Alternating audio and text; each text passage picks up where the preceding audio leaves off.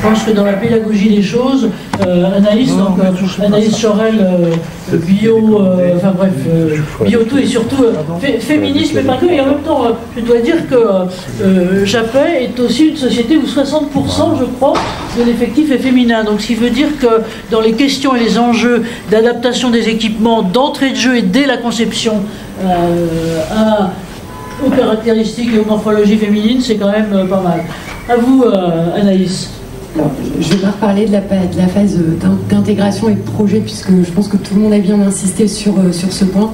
Donc, je vais prendre la casquette conception de l'exosquelette et je vais citer, je pense qu'il doit être présent en distance, Lionel, qui souligne depuis déjà un moment que l'exosquelette de base, il avait été créé pour l'humain sur une tâche, sur une typologie d'activité, donc le travail branlaire, la flexion du tronc. Et en fait, on se rend compte que dans un métier, on n'est pas un humain sur une tâche, on est un humain dans une variabilité de tâches qui est importante. Donc de plus en plus, on se doit, dans les concepteurs d'exosquelettes, d'être sur des conceptions centrées sur l'humain et plus sur la tâche. Et c'est d'autant plus prégnant sur les métiers qui intègrent la dimension féminine, si on prend le soin à la personne, puisqu'effectivement, ce sont des métiers où la variabilité des tâches, elle est telle que d'avoir un exosquelette qui permet de répondre à toutes les tâches, aujourd'hui, c'est impossible. À ma connaissance, j'en connais pas mal des exosquelettes. Il n'y a absolument aucun exosquelette aujourd'hui qui va permettre de répondre à toutes les tâches d'une personne dans le soin à la personne, et c'est valable dans beaucoup d'autres métiers.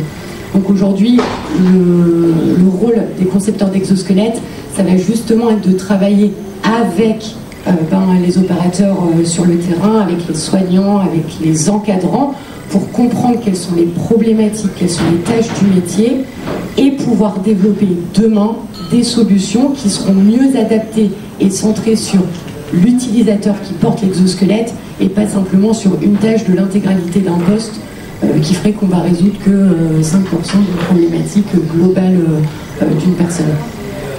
Donc ça, c'est le premier volet.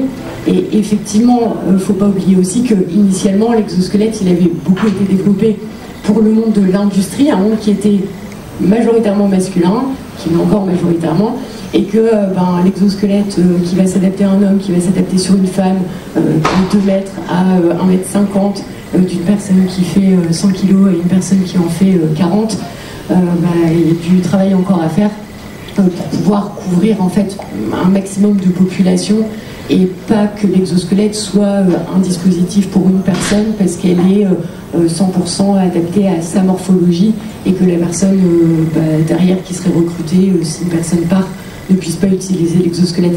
Donc on voit qu'il y a eu beaucoup d'évolution dans l'exosquelette. Si on prend entre 2015 et maintenant, ça a déjà beaucoup évolué. On est passé d'exosquelettes qui pesaient 7 kg à des exosquelettes maintenant qui pèsent entre 1 kg et 2 kg maximum.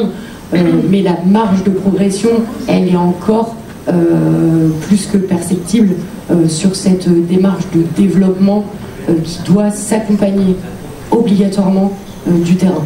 C'est-à-dire que si on ne va pas sur le terrain pour co-développer, honnêtement, on ne développera rien de pertinent.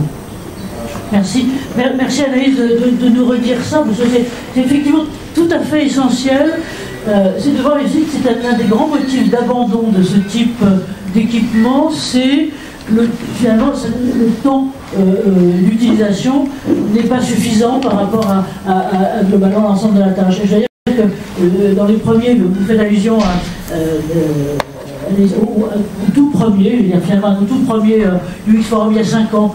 Et ce qui était très automatique, c'était que des grandes structures. Donc c'était Airbus, SNCF, RATP, Naval Group qui arrivaient à tester tout un tas de trucs sur le marché, et encore une fois difficultueusement, mais je veux dire merci à eux, parce que c'est grâce à eux finalement que les choses ont pu évoluer. Et on a vu effectivement cette évolution, alors non seulement sur l'allègement en matière de tech, une recherche alors de polyvalence, ça c'est le Graal qu'on recherche, mais est-ce que ça arrivera, on ne sait pas, mais surtout de gros efforts et progrès faits du côté de l'analyse véritablement des besoins et des besoins du terrain. Alors,